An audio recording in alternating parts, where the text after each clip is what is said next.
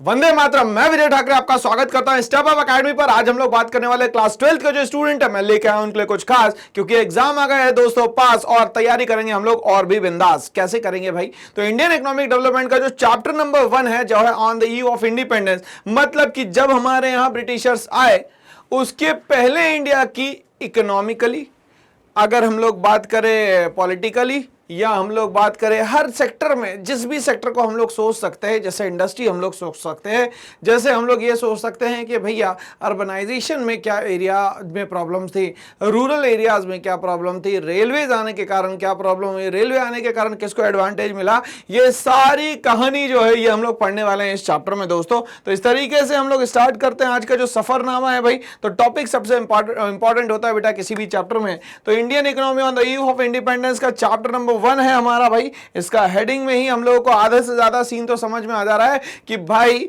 हमारी स्थिति अंग्रेजों के आने के बाद खराब हुई कि अच्छी हुई, यही सब हम लोगों को समझना है।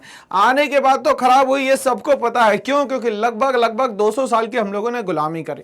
बट ये एडवेंट होता कहां से, स्टार्ट कहां से होता है, कौन कब कहां से आता है, हम लोग इसको सबसे पहले हम लोग याद करने की कोशिश करें। तो सबसे पहले कहा जाता है कि 1498 में इंडिया में कैलिकट नाम की जगह पे आते हैं Vasco D gamma. Vasco D gamma पूरी इंफॉर्मेशन बताते हैं कि भाई इंडिया बहुत अच्छी कंट्री है, इंडिया में बहुत अच्छे स्पाइसेस है, और धीरे धीरे करके यूरोप से इंडिया लोग आना जाना शुरू कर देते हैं। लोग जैसे जैसे इंडिया आते हैं वैसे वैसे उसकी स्पेशलिटी बढ़ती जाती है, क्योंकि इंडिया जो था सेल्फ रिलायंट था, सेल्फ ऑक्यूपेशनल स्ट्रक्चर पे काम करता था, सेल्फ डिपेंडेंट था, मतलब किसी भी तरीके से किसी भी और कंट्री पे कहीं से भी डिपेंडेंट नहीं था। इसीलिए कहा जाता है कि फर्स्ट सेंचुरी में इंडिया जो है सोने की चिड़िया के नाम से जाना जाता था। कॉटन की बात करें, इंडिगो की बात करें, जूट की बात करें, सिल्क की बात करें, सारे ही रॉ मटेरियल इंडिया में एबंडेंस में अवेलेबल थे। दूसरी सबसे बड़ी और इंपॉर्टेंट बात जो वो है ये है कि भाई हम लोग किसी पे भी डिपेंडेंट नहीं थे, मतलब हमारी जो इकोनॉमी थी दोस्तों वो यहाँ पे इंडिपेंडेंट इकोनॉमी थी। सबसे बड़ा एडवांटेज ये हुआ। बट धीरे धीरे करके फॉरेन इन्वेशन होते गए, फॉरेन इन्वेशन में होते गए तो फिर इसमें बहुत सारे सिस्टम हमारे चेंज होते गए। अगर हम लोग बात करें तो यहाँ पे गजनी ने 17 बार अटैक किया, यहाँ पे सोमनाथ टेम्पल पे पूरा पैसा लूट के वो वहां चला गया और उसने गजनी शहर बना लिया। फिर उसने अपने लोगों को भेजा जिसमें मोहम्मद गौरी का एक इंपॉर्टेंट नाम आता है, वो आया, इंडिया पे राज करना शुरू करा। उम्र ज्यादा होने के कारण वो भी ज्यादा दिन नहीं रह पाया और कुतुबुद्दीन ऐबक को उसने यहाँ क्या कर दिया, अपॉइंट कर दिया, और इंडिया में दिल्ली से पूरा का पूरा इंडिया ऑपरेट होने लगा। और यहां से स्टार्ट होती है दिल्ली सल्तनत। दिल्ली सल्तनत स्टार्ट होती है 1206 से लेकर 1526 तक के। 1526 में जो लास्ट लोधी किंग था बहलोल लोधी, उसको हटाया गया। बहादुर शाह जफर जो था सबसे लास्ट किंग रहा इस पूरे एंटायर सिस्टम में। और 1526 में अगर हम लोग बात करें तो यहां पे जहीरुद्दीन मोहम्मद बाबर आए। इनने मुगल एम्पायर की स्थापना करी और मुगल एम्पायर बहुत अच्छे से चलता रहा। मुगल एम्पायर में सबसे पहले किंग बने कौन? यहाँ पे बाबर, उसके बाद हुमायूं, उसके बाद बीच में एक टाइम पीरियड आया जिसको हम लोग बोलते हैं सुर डायनेस्टी, शेर शाह सूरी का, जिसने रुपए का इंट्रोडक्शन यहाँ पे किया। उसके बाद आते हैं यहाँ पे अकबर, द ग्रेट अकबर कहा जाता है, जलालुद्दीन मोहम्मद अकबर, उसके बाद जहांगीर, शाहजहां, और आफ्टर दैट औरंगजेब। और औरंगजेब के बाद ये पूरा का पूरा सिस्टम खत्म हो गया।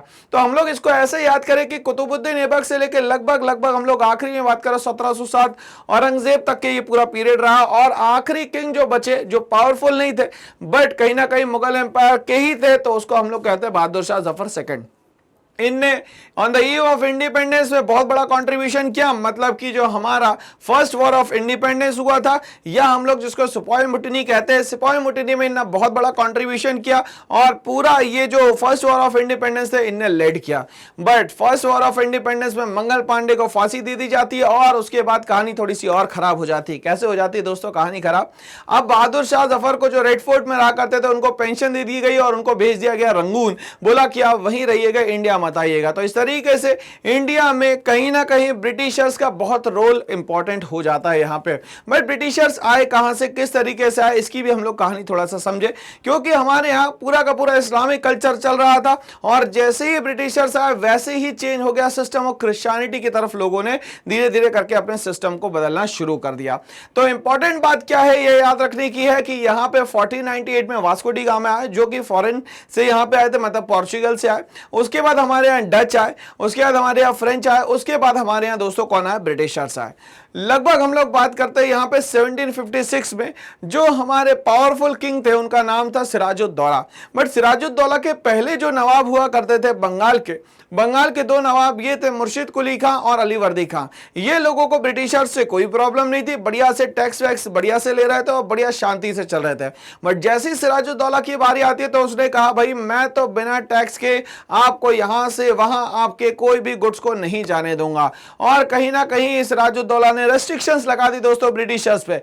इसी बात पे ब्रिटिशर्स और सिराजुद्दौला की क्या हो जाती है, दो दो हाथ हो जाते हैं और लड़ाई हो जाती है इनके बीच में, जिसको कहा जाता है ब्लैक होल केस, जिसमें कि सिराजुद्दौला जो फोर्ट विलियम है उसको पूरी तरीके से तबाह कर देता। मगर इसमें ब्रिटिशर्स के लगभग कहा जाता है 123 से लेकर 146 लोगों की डेथ हो जाती है, 123 से लेकर 146 लोगों की डेथ हो जाती है। अब ब्रिटिशर्स एकदम सदमे में आ जाते हैं कि अब हम लोग क्या करें।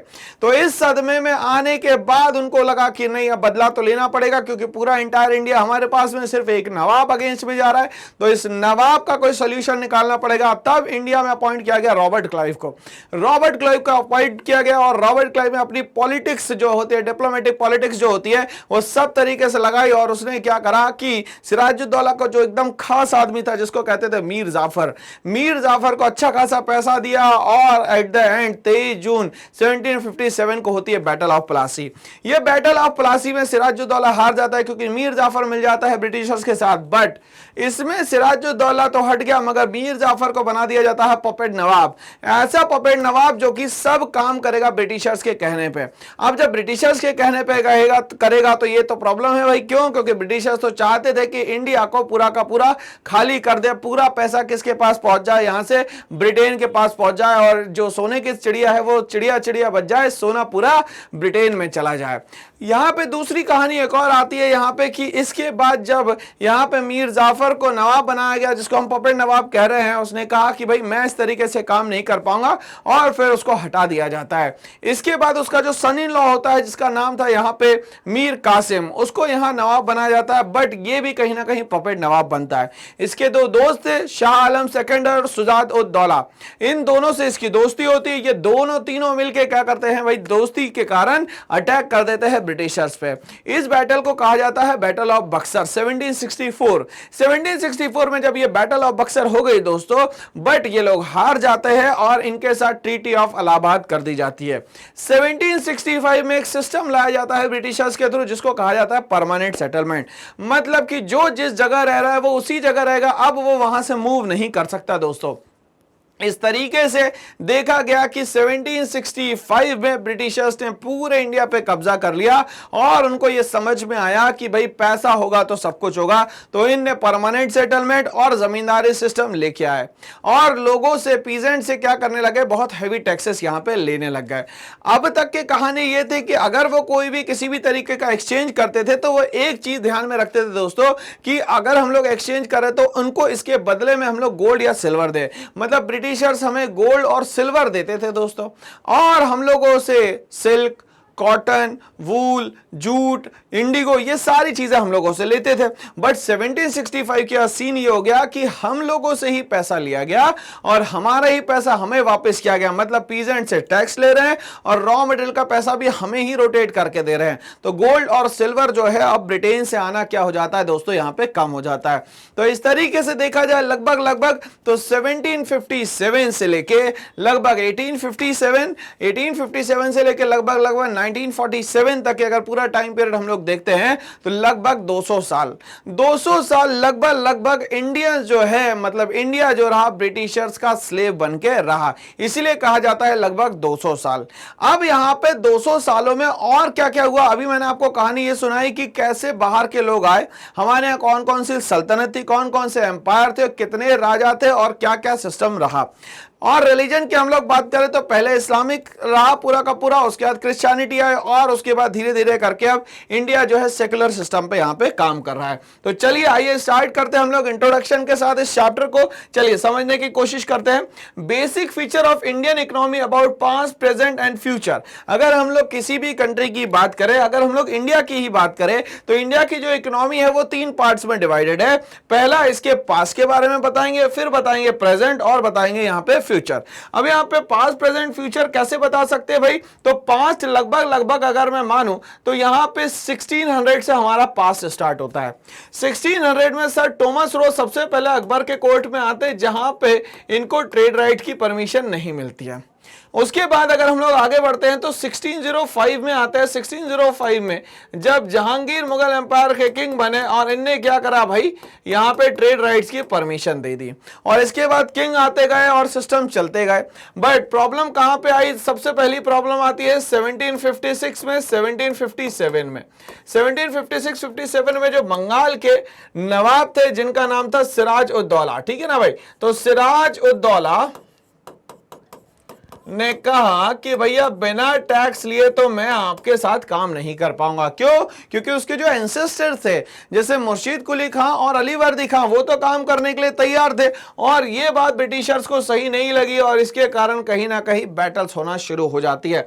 तो ये हम लोग थोड़ा थोड़ा पास की बातें कर रहे हैं यहाँ पे, और देखा जाए लगभग तो 1765 से पूरा इंडिया जो है ब्रिटिशर्स के कब्जे में आ जाता है, जिसको हम लोग बोलते हैं दोस्तों यहाँ पे परमानेंट सेटलमेंट। तो ये परमानेंट सेटलमेंट क्या है कि लोग अपनी जगह पे रहे ताकि टैक्स वसूल करना आसान हो जाए, इसको कहा जाता था दोस्तों परमानेंट सेटलमेंट। चलिए, तो ये हो गई पास की कहानी। आज अगर हम लोग बात करते तो इंडिया जो है बहुत अच्छे फेस में है।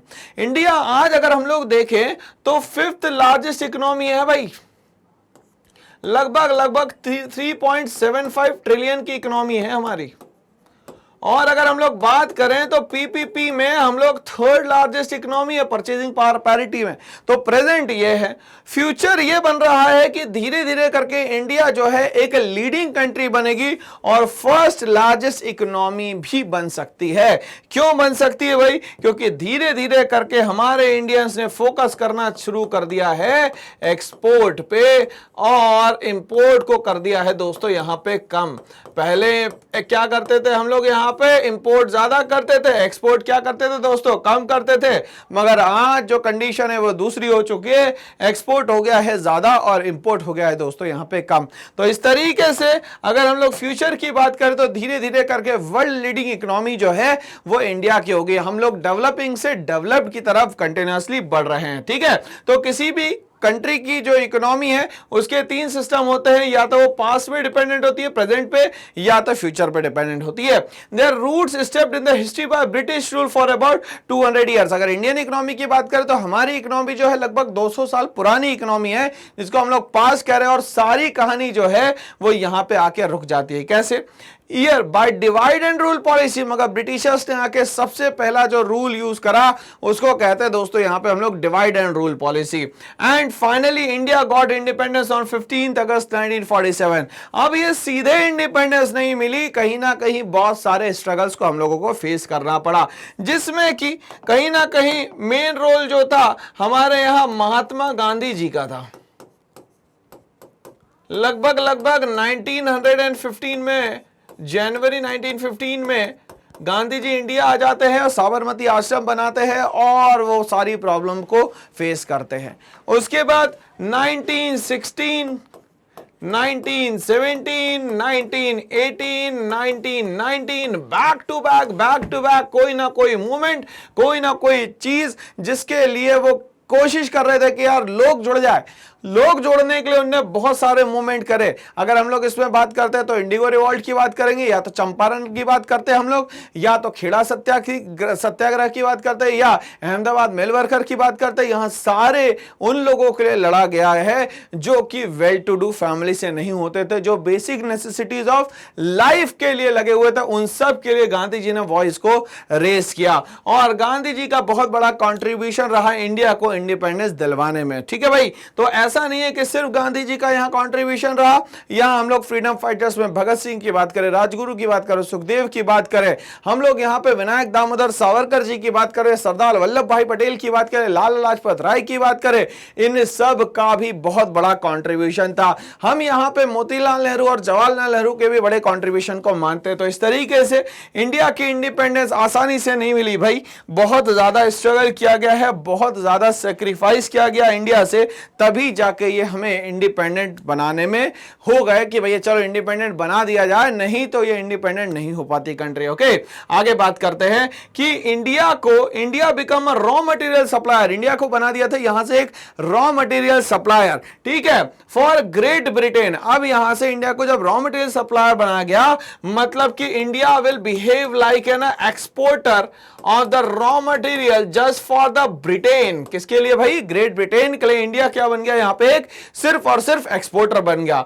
And India becomes a feeder economy of Britain. और इंडिया कैसे बिहेव कर रहा है भाई? यहां पे फीडर इकोनॉमी की तरह बिहेव कर रहा है। अब ये जो ग्रेट ब्रिटेन है ये बन गया इंपोर्टर ऑफ रॉ मटेरियल और हम लोग बन गए एक्सपोर्टर ऑफ रॉ मटेरियल, जिसमें जूट, कॉटन, इंडिगो, सिल्क, ये सब हम लोग ले सकते हैं। आगे बात करते हैं on rapidly modern industrial base and India takes 65 years to attain economy. लगभग 60-65 साल लग गए हमें अपनी इकोनॉमी में वापस आने में। क्यों? क्योंकि हमारी इकोनॉमी जो थी अभी तक के वो बन गई थी एक फीडर इकोनॉमी। फीडर इकोनॉमी का मतलब होता है दूसरी कंट्री का सिर्फ और सिर्फ सपोर्ट करना और हर तरीके से रॉ मटेरियल उस तक के पहुंचाना। आगे बात करते हैं हम लोग यहां पे was late fought in 23rd June 1757 battle of Plassey. अब ये बैटल ऑफ प्लासी से कहीं ना कहीं पूरा सिस्टम चेंज हो जाता है। ब्रिटिशर्स फुल फ्लैश में इंडिया को कैप्चर यहां पे करने में क्या हो जाते हैं? सक्षम हो जाते हैं। और यहां पे जब वो कैपेबल हुए, सिराजुद्दौला को हटाया इनने, तो इनने सोचा कि अब पूरा इंडिया जो है अब हमारा है और हम लोग जैसे चाहे रूल्स, जैसे चाहे प्लान, जैसे चाहे पॉलिसीज को यहां पे इंप्लीमेंट करेंगे, कोई भी अब हमारे अगेंस्ट में नहीं जाने वाला है। आगे बात करते हैं after that battle of Plassey held in 1757। अब बैटल ऑफ प्लासी तो हो गई, तो बिफोर बैटल ऑफ प्लासी क्या था और आफ्टर बैटल ऑफ प्लासी क्या था हम लोग बात करेंगे। In which Sirajuddaula lost war by British India got a crippled economy. और हमें क्या मिली भाई यहां पे? Crippled economy. क्रिपल्ड इकोनॉमी का मतलब ये होता है रेंगती हुई अर्थव्यवस्था, मतलब उसको स्टैंड करने में बहुत ताकत लग जाएगी, बहुत सारी चीजें उसको करनी पड़ेगी। जिसमें हम लोग बात करते हैं हमारे यहाँ इंडिया में कौन कौन आ चुके थे? पोर्चुगीज सबसे पहले आए, उसके बाद आए डच जो आज की नीदरलैंड के लोग हैं, फिर आए ब्रिटिशर्स, उसके बाद आए हमारे यहाँ डेन्स, मतलब Danish colony of the Denmark and Norway, और ये फ्रेंच। तो ये सारे लोग इंडिया आए सिर्फ और सिर्फ ट्रेड करने, बट धीरे धीरे करके ये एडमिनिस्ट्रेटिव सिस्टम में, पॉलिटिक्स में, इकोनॉमिक्स में, सब में इंटरफियर करने लग गए यहां पे। तो ये कहीं ना कहीं हमारे लिए नुकसानदायक रहा दोस्तों। आगे बात करते हैं हम लोग यहां पे कि सिराजुद्दौला का क्या सीन था, कौन था, कहां से आया था, क्या करता था, ये सब हम लोग बात यहां पे करने वाले हैं। सिराज असेंडेड द मैस्नेट ऑन 9 अप्रैल 1756 और वो राजा बनता है अलीवर्दी खां की डेथ के बाद, following the death of the maternal grandfather Alivardi Khan. और अलीवर्दी खां के बाद क्या बनता है? वो राजा बनता है। एट द एज ऑफ 23, बहुत यंग एज में बना, तो भाई जुनून बहुत अच्छा था, ताकत बहुत थी और दिमाग भी बहुत तेजी से चल रहा था।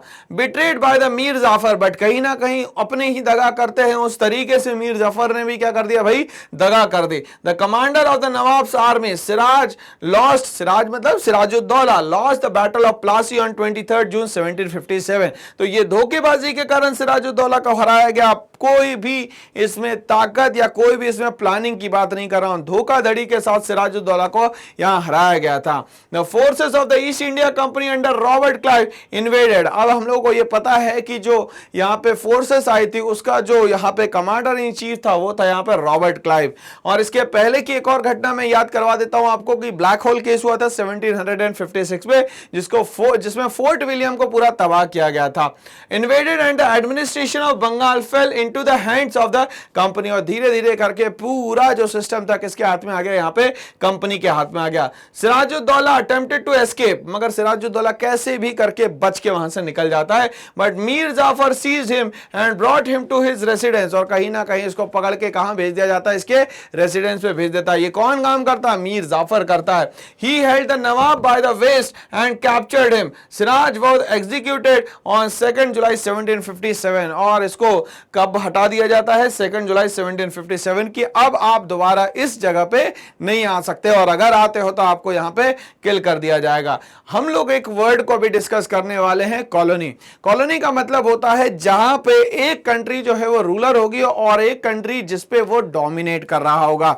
तो रूलर यहां पे होगा ब्रिटिशर्स और इंडिया जो हो गई यहां पे हो गई कॉलोनी। ठीक है ना भाई, it is a system. Colony क्या है, अपने आप में एक सिस्टम है जिसमें पॉलिटिकल मतलब राजनीति पूरी की पूरी एंड सोशल रिलेशन, समाज के जो रिलेशन है, लोगों के जो रिलेशन है between two countries of which one is the ruler and the other is it's colony. तो पहला कौन हो गया भैया, रूलर, और दूसरा कौन हो गया, कॉलोनी। तो कॉलोनी हो गई इंडिया और जो रूलर हो गया वो हो गए यहां पे the great Britain. The great Britain कहूं या ब्रिटेन कहूं, बात एक ही है दोस्तों यहां पे। अब हम लोग बात करते हैं बैटल ऑफ प्लासी में और क्या हुआ भाई। तो बैटल ऑफ प्लासी में क्या हुआ भाई, was a decisive victory of the British East India company, और बहुत शानदार विक्ट्री हुई उनकी। क्यों, क्योंकि एडवांस में ही उनकी सारी प्लानिंग हो चुकी थी।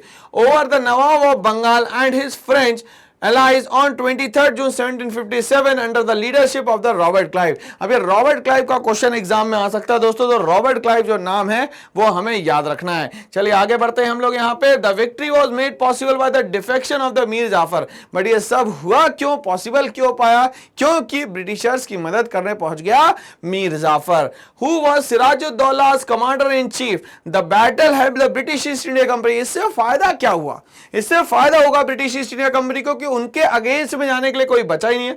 Take control of the Bengal, पूरा बंगाल उनके हाथ में आ गया, पूरे पोर्ट्स उनके हाथ में आ गए।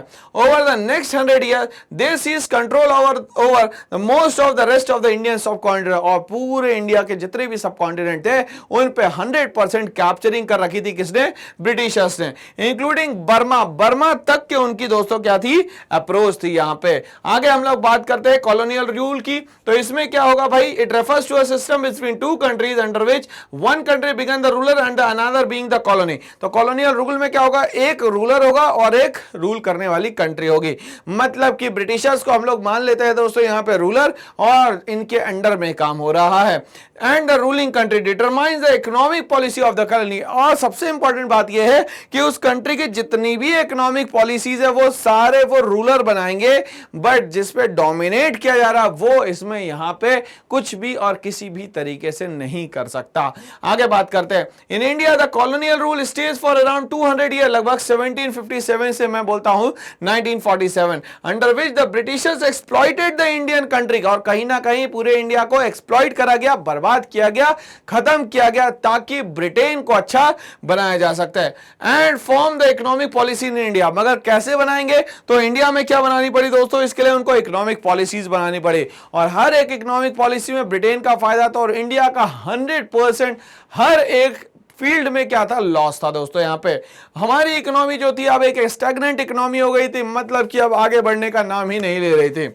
Stagnant economy refers to the economy which is stuck or very low at its path of development। वो इकोनॉमी जो कि जहां पे थी वहीं के वहीं रहे, उससे आगे ना जा पाए, that economy is known as stagnant economy। अब ये stagnant economy को हम लोग एक एग्जांपल में और ले सकते हैं कि भाई जो जीडीपी है, अब ये जो जीडीपी है क्या मतलब होता है इसका, gross domestic product. It refers to the production of goods and services made by the resident of the country in an accounting year is known as GDP.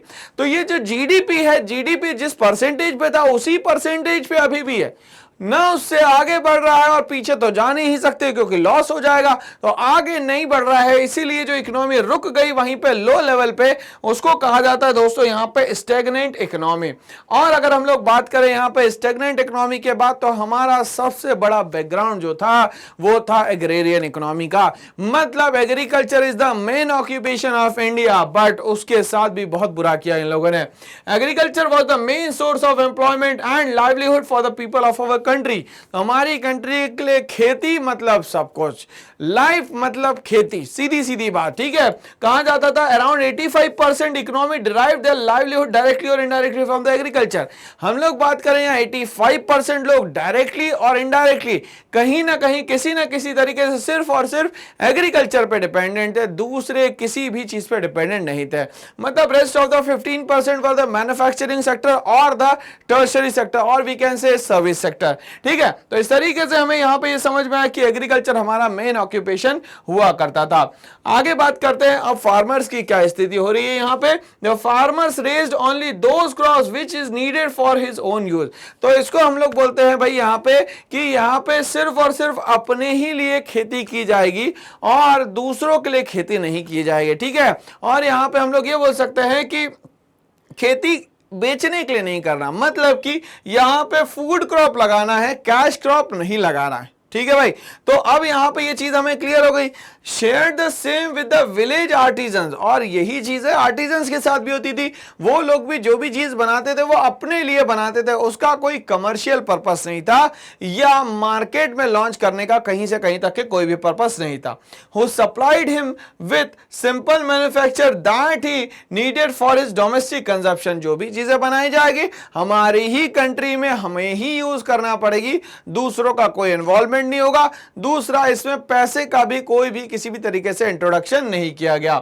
India was famous for its handicraft, और India पूरे world में famous था hand manufacturing product के लिए, जिसको कहते हैं दोस्तों हम लोग यहाँ पे handicraft industry all over the globe. और पूरे वर्ल्ड में एक नंबर काम जो है वो सिर्फ और सिर्फ किसका होता था, इंडिया का। मतलब अप टू द मार्क जो प्रोडक्शन होगा किसी भी गुड्स का वो सिर्फ और सिर्फ इंडियंस का माना जाएगा। इंडियंस वॉज इंडिपेंडेंट, इंडियंस जो थे इंडिपेंडेंट थे, वो खुद करते थे सारे काम, किसी पे भी किसी भी तरीके से कहीं से भी इंडिपेंडेंट नहीं बोला जा सकता। इनको क्यों नहीं बोला जा सकता, ये ब्रिटिशर्स को इंडिपेंडेंट नहीं बोला जा सकता और इंडियंस को इंडिपेंडेंट बोला जा सकता, क्योंकि यहां पे आके ब्रिटिशर्स ने अपनी पॉलिसी से इंडियंस को खत्म किया। इंडियंस सारे जो थे वो सेल्फ डिपेंडेंट थे, और ये यहां पे जैसे ब्रिटिशर्स आए तो वो हम लोगों पे डिपेंडेंट थे, मतलब ब्रिटिशर्स इंडिपेंडेंट नहीं थे। हम लोग बात करें यहाँ पे सेल्फ रिलायंट, जो भी काम करेंगे वो हम लोग खुद करेंगे, दूसरे का कोई इन्वॉल्वमेंट यहाँ पे नहीं होगा। एंड प्रॉस्पेरस इकोनॉमी, उस समय जो हमारी इकोनॉमी थी उसको कहा जाता था प्रॉस्पेरस इकोनॉमी, मतलब बहुत ही तेजी से आगे बढ़ने वाली इकोनॉमी। इस तरीके से हम लोगों ने इंट्रोडक्शन पार्ट जो है यहां पे समाप्त किया, और अब हम लोग कंटिन्यूएशन में पढ़ने वाले हैं, क्योंकि चैप्टर थोड़ा सा बड़ा है इसलिए हम लोग इसको एक एक करके पढ़ने वाले हैं दोस्तों। Thanks for watching all.